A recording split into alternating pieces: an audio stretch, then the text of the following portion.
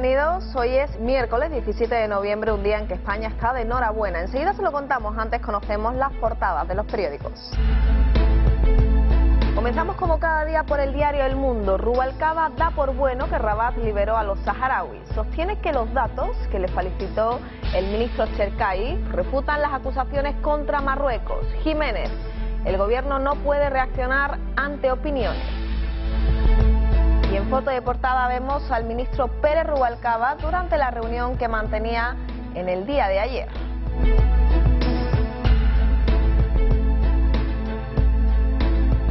Un imputado por genocidio en España en el séquito recibido ayer por Interior. Beslimane, jefe de la gendarmería marroquí, no fue detenido pese a que también lo reclama un juez francés por la muerte de Ben Barka. Y Merca Sevilla desvió fondos para un cargo del PSOE de Baeza. Además, la Unión Europea negocia con Irlanda inyectar a su banca 50.000 millones. Y la UNESCO otorga al flamenco la misma distinción que a la cetrería. Continuamos ya con los titulares más destacados del país. La Unión Europea presiona a Irlanda para que acepte un rescate de 100.000 millones. Van Rompuy alerta de que la supervivencia del euro y de la Unión está en riesgo. Dublín se resiste a acatar un plan de austeridad. Y en foto de portada vemos a Guillermo y Kate y el anillo de Lady Di. La incertidumbre castiga las bolsas y la deuda española. Y además Rubalcaba pide a Rabat que le deje ir al Sáhara a un reducido grupo de periodistas. Elecciones catalanas, la caza de inmigrantes da puntos en el videojuego del Partido Popular. Y ni rastro del solomillo del embuterol.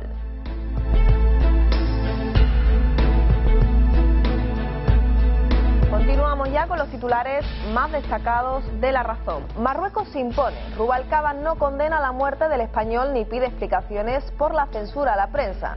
El Partido Popular tacha de patético al vicepresidente y dice que Trini le quedan grandes tanto la Chilaba como el ministerio.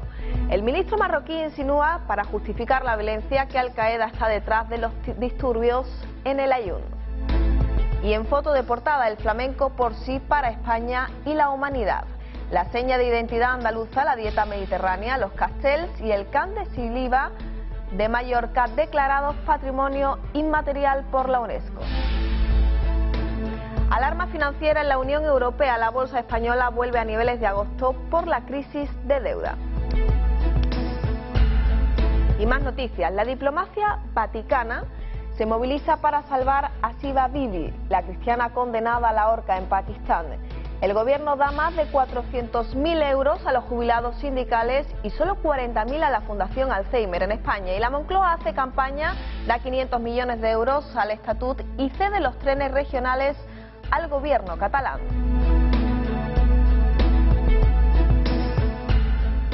Y comenzamos ya con los titulares de ABC. La incertidumbre por el rescate de Irlanda lastra los mercados. Europa y el Fondo Monetario Internacional limitan el plan a evitar el colapso de la banca irlandesa y dejan al margen al Estado. El coste de la deuda española alcanza su máximo anual ante el temor. Y en foto de portada, el flamenco patrimonio de la humanidad. Rubalcaba se pliega a la versión marroquí sobre el Sáhara. Y jubilación, el gobierno ignora a la Unión Europea y retrasa de nuevo la reforma de las pensiones. Estas y otras noticias en tan solo unos segundos. Conocemos ya los titulares del día. España ha salido bien parada en el reconocimiento de la UNESCO. El flamenco, la dieta mediterránea, los castells catalanes y el canto de Sibila mallorquín ya son patrimonio de la humanidad. Lanzada la campaña Soy Ecuatoriano en España con el objetivo de promover la formación de los ciudadanos ecuatorianos como la mejor opción para encontrar trabajo.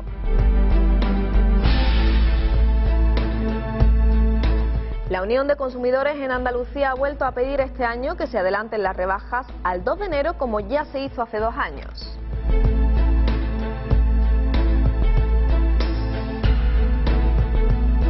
Y Sole Jiménez se reconoce cómoda en la onda del jazz. Así, después de una incursión previa en este estilo, con canciones latinoamericanas, ha lanzado Reinventar.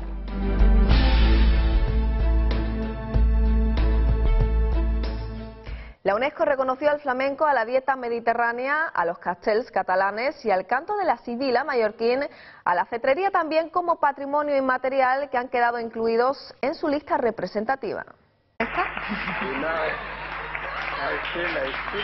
De la incredulidad a la alegría, cantaores, bailadores y guitarristas del mundo flamenco recibían en Sevilla las buenas noticias llegadas de Nairobi. Era la segunda vez que presentaba candidatura, pero esta vez sí. La UNESCO ha declarado el flamenco Patrimonio Cultural Inmaterial de la Humanidad. No ha sido la única candidatura española reconocida. También han recibido esta distinción los castells, esas esculturas humanas que se levantan en las plazas de Cataluña desde hace 200 años, y el canto medieval de la sibila, originario de Mallorca. Italia, Grecia y Marruecos comparten con España otro bien que la UNESCO protegerá a partir de ahora, la dieta mediterránea, con nada menos que 9.000 años de tradición y sobradas bondades reconocidas por científicos de todo el mundo. Cierra la lista la cetrería, un arte milenario y un tipo de caza con aves rapaces practicada en España y también en Emiratos Árabes, Qatar, Arabia Saudí, Francia y otros 6 países más que representaban esta candidatura. Y como decimos, los castells han sido declarados Patrimonio Inmaterial de la Humanidad. Este es un gran impulso internacional para este símbolo tradición catalana.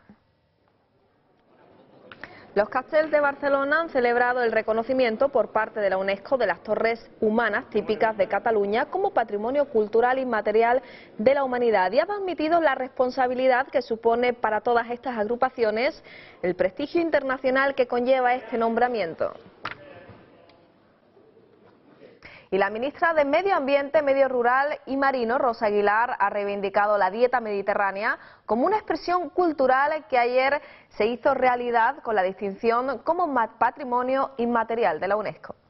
Precisamente quería mostrar la satisfacción del Ministerio de Medio Ambiente y Medio Rural y Marino porque la UNESCO acaba de declarar Patrimonio Inmaterial de la Humanidad la dieta mediterránea.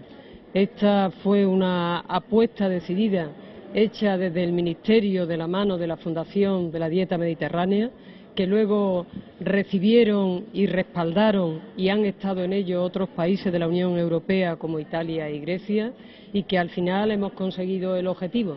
Y no hay que olvidar que hablar de dieta mediterránea es hablar de salud, es hablar de una manera de entender la vida, de vivir, de compartir y de convivir. Y en ese sentido también es una expresión de la cultura del Mediterráneo que se ha ido sucediendo a través de distintas generaciones y que hoy se hace realidad con esa declaración de la UNESCO de Patrimonio Inmaterial de la Humanidad. Así que estamos de enhorabuena, estamos contentos y satisfechos por ello.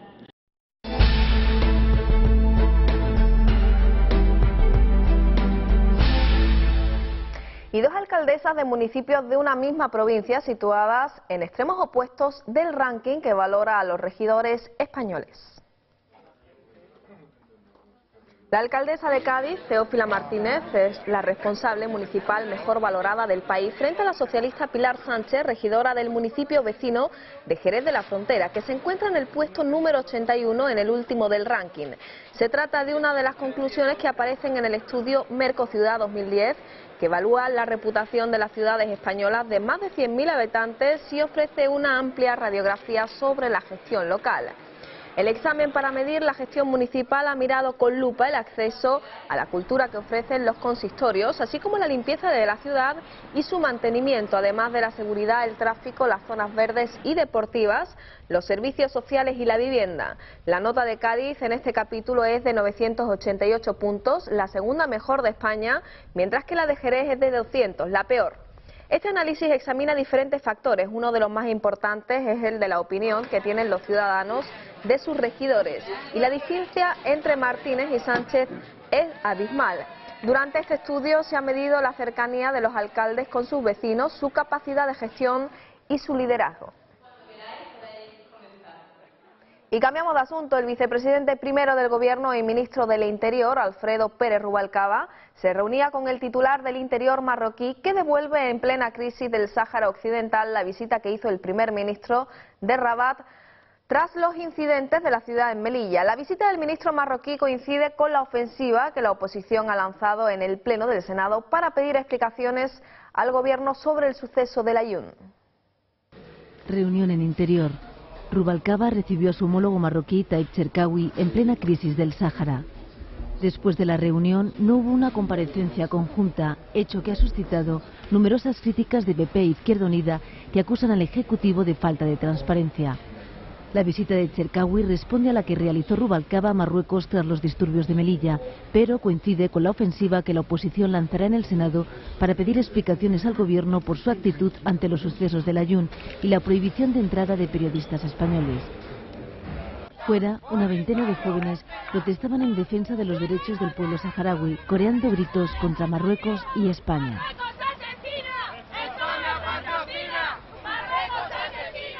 Y la Liga Española Pro Derechos Humanos presentó en la Audiencia Nacional una querella a 3 ministros marroquíes y al gobernador del Aaiún por la muerte de un ciudadano español en los disturbios de la semana pasada. También pide que la ministra española de Asuntos Exteriores, Trinidad Jiménez, declare como testigo que les acusa de la muerte de Baby Haman y otro de los ciudadanos españoles. Una vez que se admite la querella, la ONG quiere que los 4 querellados sean detenidos y que se acuerde su prisión provisional para tomarles declaración por los hechos denunciados. Para la Liga Española por Derechos Humanos, los incidentes en el Aaiún ha abierto el debate sobre hasta qué punto España tiene responsabilidad sobre un territorio que fue primero colonia y después provincia suya hasta 1976 y sigue pidiendo potencia administrativa del mismo.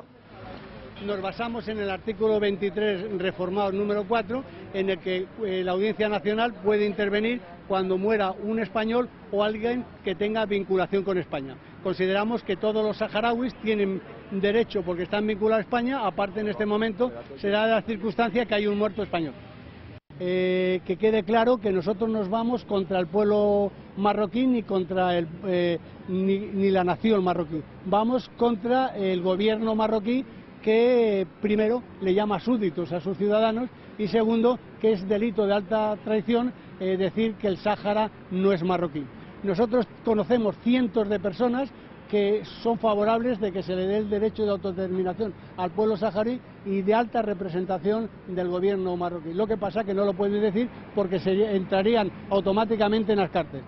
Yo hago aquí un llamamiento, y verdaderamente lo repito en todos los sitios, a un movimiento que se llama Justicia y Caridad, que representaría electoralmente el 40% de la población, que está prohibido, pero verdaderamente tienen fuerza real, que como islamistas que dicen que son, no pueden permitir que se masacren a sus hermanos saharauis. Y el portavoz de Izquierda Unida en el Congreso, Gaspar Llamazares, ha instado al Gobierno a pedir explicaciones a Marruecos de forma explícita y no clandestinamente en reuniones bilaterales por los incidentes violentos que se han producido en las últimas 2 semanas en el Sáhara.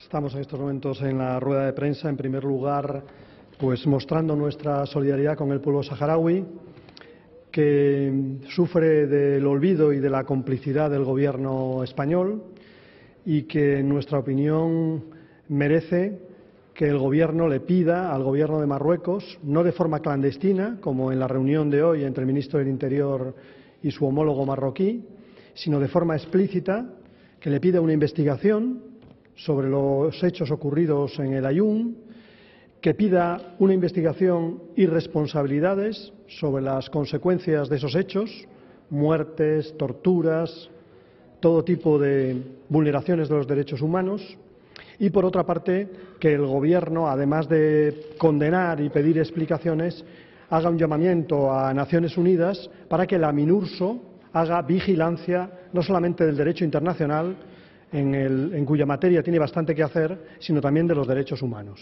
Esos planteamientos son planteamientos que se han hecho públicos por parte de Núria en el debate de la interpelación, y que Izquierda Unida, Iniciativa per Catalunya e Izquierda Unida defendemos de manera clara y defenderemos en la moción subsiguiente en el Congreso de los Diputados.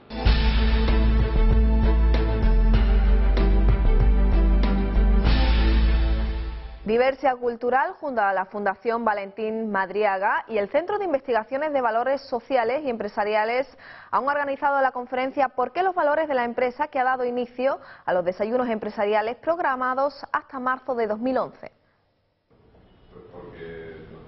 Esta primera conferencia ha estado presidida por el director general de la Asociación Andaluza de Empresas Familiares, Mario Carranza, quien ha tratado de los puntos claves para el desarrollo de los valores personales y empresariales, lo que adoptan como si se trabajan. Vivir los valores de la empresa es un ciclo de 5 conferencias dirigido a directivos de organizaciones que propone una mirada reflexiva de la persona hacia el interior para analizar el tipo de persona que es, su forma de estar en el mundo y la realidad que genera a su alrededor con su forma de actuar. Valores, porque creo que es un tema central en la sociedad de hoy. Y la Secretaría Nacional de Migrantes de Ecuador ha lanzado la campaña Soy Ecuatoriano en España con el objetivo de promover la formación de los ciudadanos ecuatorianos como la mejor opción para encontrar trabajo y reafirmar que la inmigración sigue siendo necesaria en este país. El colectivo ecuatoriano ha sido uno de los más afectados por la crisis económica en España. Cerca del 25% de los desempleados en la ciudad de Madrid son ecuatorianos.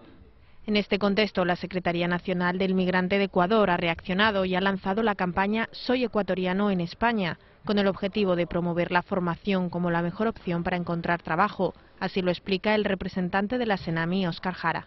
Se puede salir de la crisis y además una de las fórmulas que estamos planteando como necesarias para salir de la crisis es la recuperación de la estima, la recuperación de la visión positiva de la migración y basada en formación y en capacitación. Por eso también han realizado acuerdos con universidades españolas, por ejemplo con la Politécnica de Madrid, donde se realizarán cursos de emprendimiento para encontrar posibles nichos de negocio, así lo confirma César Pérez. Es un proyecto que se está desarrollando financiado únicamente por las 2 instituciones implicadas, o sea, la Senami y la Universidad Politécnica de Madrid, y que nos gustaría ampliar e incluso extender a otros campos diferentes de la agronomía. La formación parece la solución más viable frente a una realidad, según Nuria Lores, de la consultora especializada en diversidad, Sidalia, y es que muchos jóvenes ecuatorianos abandonan sus estudios anticipadamente. Muchos de estos jóvenes ecuatorianos optan por insertarse tempranamente en el mercado laboral, no continuar sus estudios. La campaña se aplicará principalmente en Madrid y Barcelona y sus anuncios podrán verse en el metro, en los autobuses y en las paradas de transporte público, así como en los medios de comunicación hasta el 18 de diciembre. Diferencias de hasta 425% en tarifas de agua en 28 ciudades españoles. Así lo denuncia la Organización de Consumidores en Facua, que piden a las administraciones que acaben con este agravio comparativo. La organización Facua Consumidores en Acción ha detectado diferencias de hasta un 429% en las tarifas del suministro domiciliario del agua en 28 ciudades españolas. Un dato que supone que los consumidores paguen más de 400 euros de diferencia al año. El portavoz de la organización, Rubén Sánchez, ha exigido a las administraciones una regulación estatal que termine con este agravio comparativo. Creemos que es buen momento para empezar a revisar el marco tarifario en toda España y que los ayuntamientos trabajen en ese sentido. Y luego, por otro lado, entendemos que las diferencias existentes en España son fruto de una falta de regulación a nivel nacional. Se trata del agua como único suministro domiciliario, único suministro doméstico que no tiene una normativa a nivel nacional que lo regule, que regule derechos y obligaciones de suministradoras y consumidores. Facua entiende que el concepto de ahorro despilfarro no puede desvincularse del número de residentes de la vivienda. Es por ello que afirman debe avanzarse en la aplicación de tarifas progresivas que penalicen consumos por encima de determinadas cantidades, pero además facturando en función de los habitantes del inmueble. Valladolid es la ciudad con el importe de suministro de agua más económico para un consumo mensual de 10 metros cúbicos con un importe de 7,82 euros. En el otro extremo, los 41,38 euros que se pagan en Alicante. Facua exige a los ayuntamientos la participación de las asociaciones de consumidores en el diseño de las tarifas y la implantación del ciclo integral del agua. Es necesario que los ayuntamientos revisen su política tarifaria, no solamente en el ámbito de favorecer el ahorro y castigar el despilfarro y orientarse a la facturación por habitante y no por vivienda, porque es un error, sino que también los ayuntamientos tienen que trabajar para dar una participación real a las organizaciones que representamos los intereses de los consumidores, para darnos voz en las decisiones sobre las tarifas, sobre la regulación de la calidad del servicio, sobre las medidas de atención al cliente, etcétera. Una carencia importante que encontramos es que no existen teléfonos gratuitos en los departamentos de atención al cliente de la inmensa mayoría de suministradoras. La organización entiende además que debería existir una norma que sirva para clarificar el precio del agua y los conceptos repercutibles en el sector, trabajando por un modelo lo más claro posible. La asociación también reivindica la obligación de que las empresas cuenten con teléfonos gratuitos y oficinas para la atención a los usuarios y señalan la necesidad de que estén adheridas al sistema arbitral de consumo. Y la Unión de Consumidores de Andalucía plantea un nuevo adelanto de las rebajas de enero. Los comerciantes buscan un mayor éxito en las ventas y a la vez buscan el ahorro de los bolsillos de los españoles de cara a los regalos de los Reyes Magos. La Unión de Consumidores de Andalucía vuelve a pedir a la Consejería de Comercio, Turismo y Deporte que adelante el periodo de rebajas al 2 de enero, tal y como hizo hace 2 años. Cabe recordar que este hecho ya se da en otras comunidades como la de Madrid o Castilla-La Mancha y con él se beneficiarían tanto los andaluces como el sector empresarial, ya que supondría un importante ahorro en los bolsillos de los ciudadanos de cara a la celebración de la festividad de los Reyes Magos. Volvemos a reivindicar estas medidas puesto que hace 2 años supuso un repunte en el comercio y vemos que es positivo para el consumo tan mermado en estos tiempos de crisis. Que sí, que con la crisis que hay no sería mal que lo pusieran ese día, porque es que una crisis creo que es mundial, ¿eh? Estamos aburridos. Es con las rebajas y todo, y venden poco, aunque si no ponen rebajas pues no venden nada. Tienen establecimientos cerrados, abren otra. Cierran una tienda y abren otra. Y esa es la vida. Pues muy bien, a mí me parece muy bien, porque como está la economía está bien que se adelante un poquito, que no lo dejen para después de Reyes. A quien no le gusta una rebaja, a todo el mundo, ¿no? Además, el sector empresarial ofreció en 2009 datos muy favorables que hicieron que los comerciantes se felicitaran por haber llevado a cabo esta medida. En este sentido, la Unión de Consumidores considera que el adelanto de las rebajas no solo favorecería a los consumidores y empresarios, sino que también incrementaría la contratación laboral. Podemos comprobar, gracias a los informes que nos emitieron las asociaciones de comerciantes, que esta medida supuso un repunte en el consumo, incluso en estos tiempos de crisis vino a facilitar la contratación laboral tan necesaria. Por último, la Unión de Consumidores considera que desde mediados de diciembre se llevan a cabo rebajas encubiertas que ponen en peligro los derechos de los consumidores y que exigen la remodelación del marco legislativo para evitar que se produzcan fraudes. Así, en caso de que no se adelanten las rebajas, esta organización intensificará los controles de mercado para interponer las denuncias pertinentes.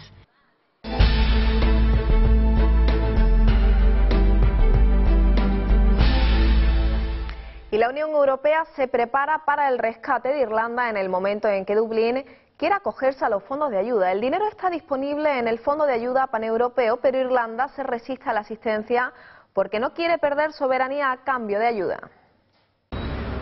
La UE prepara el rescate de Irlanda. La Comisión Europea, el Fondo Monetario Internacional y el Banco Central Europeo preparan el envío de una misión técnica a Dublín para definir la modalidad de un eventual rescate del país, en el caso de que Dublín decida acogerse a los fondos de ayuda. La petición es responsabilidad de Irlanda. El gobierno irlandés es libre de hacer o no hacer una petición al Eurogrupo y la Unión Europea. Es una decisión que compete al gobierno de Irlanda, no es nuestra. Nosotros no podemos obligar al Ejecutivo irlandés a pedir algo que no quiere pedir. El gobierno irlandés deberá formarse una opinión sobre este asunto en los próximos días.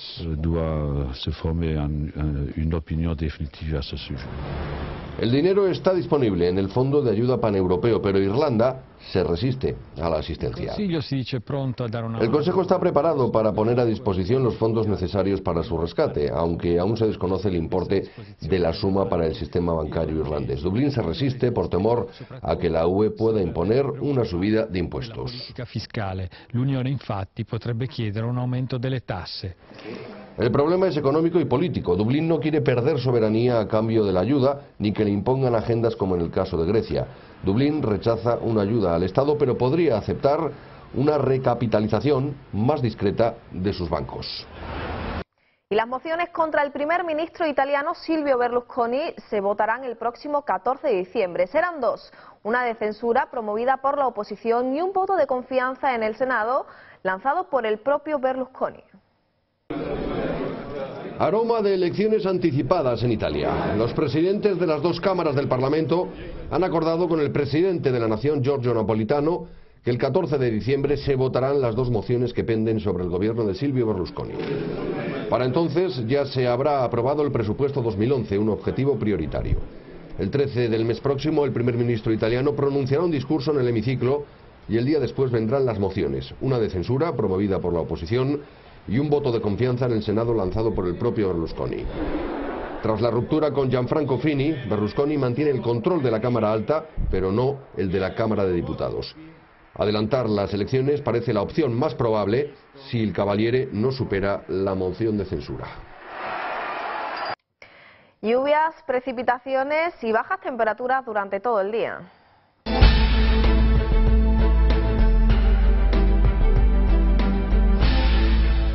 En el tercio noroeste peninsular, precipitaciones débiles o moderadas más frecuentes e intensas en Galicia y área cantábrica, donde podrían ir acompañadas de tormenta. En el resto de la península, aumento de la nubosidad de oeste a este a lo largo del día con precipitaciones débiles y localmente moderadas, acompañadas ocasionalmente de tormentas. En la península, temperaturas diurnas en ligero a moderado descenso.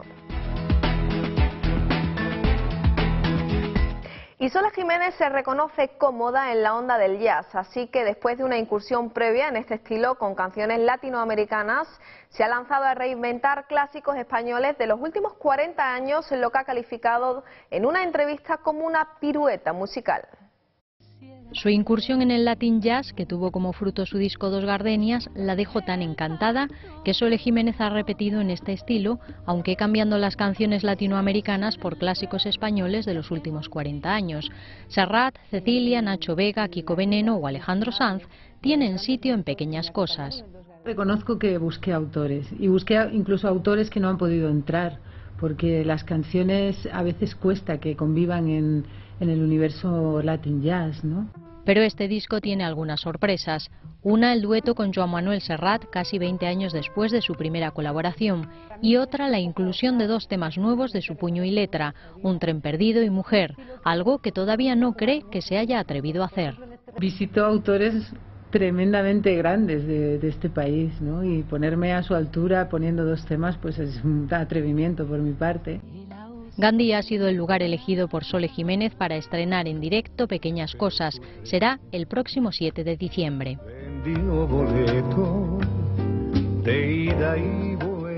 Bueno, y hasta aquí les acompañamos nosotros. Recuerden que podrán seguir informados en nuestras siguientes ediciones. Nos vemos mañana a la misma hora.